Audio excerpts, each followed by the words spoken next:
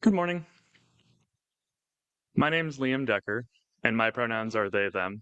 I'd like to talk to you today about how I feel about UUSS and stewardship as a whole. It's kind of hard to talk about stewardship and all of that without first talking about where I personally come from in my background.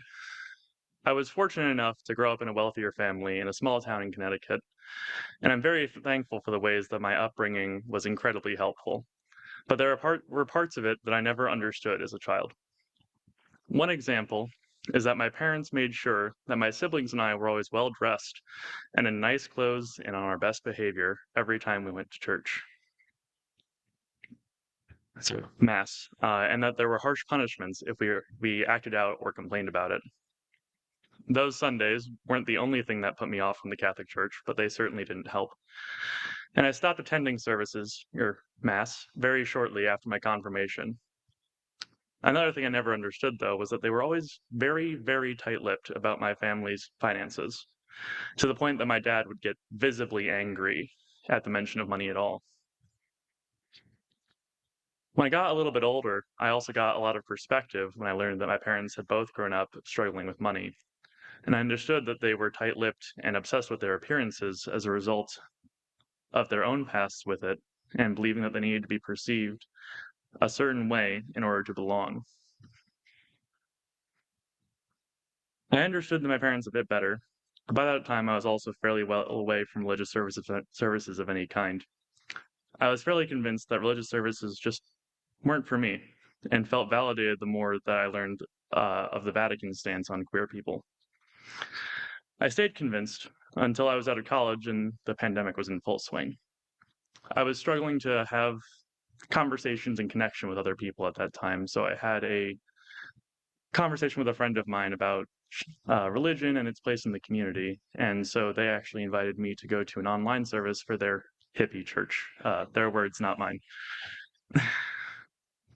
um, they assured me it wouldn't be anything like the services I had been to in the past. That church was UUCSS, or the Unitarian Universalist Church in Silver Spring out in Maryland. And I was fairly sure after attending the first service there that it was something I wanted to keep doing. I wasn't quite sure why, but I did.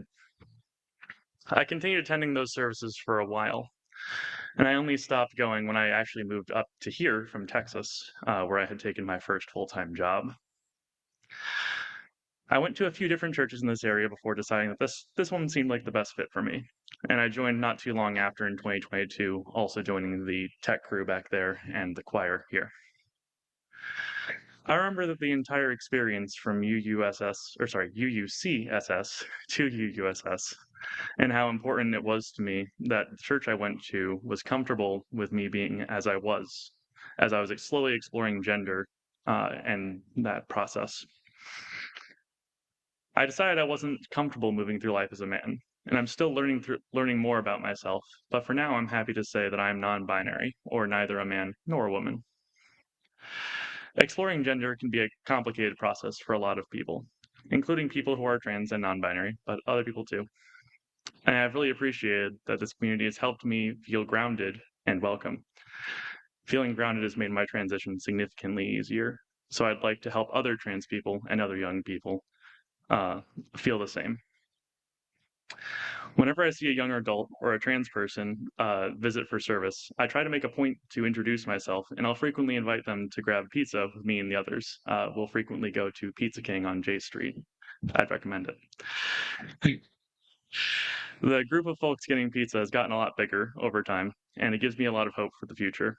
The world's a pretty scary place right now, and here we get to offer a sense of welcome and belonging to one another. For me, this makes UUSS a home for hope. With my upbringing, I can find it kind of hard to talk about money, though, and especially pledges. Kind of combines the two categories. But I'd like to talk about how I've pledged over the last couple of years before stretching, because stretching and growing and trying hard things is kind of important as a UU. When I first joined as a member, I was saving to buy a house. And because I hadn't been involved in a church as an adult, I had no idea how much I should be donating.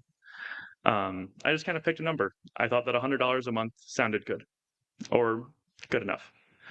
Over that year, I listened to presentations from the board, and I learned exactly how much it costs to keep a church running.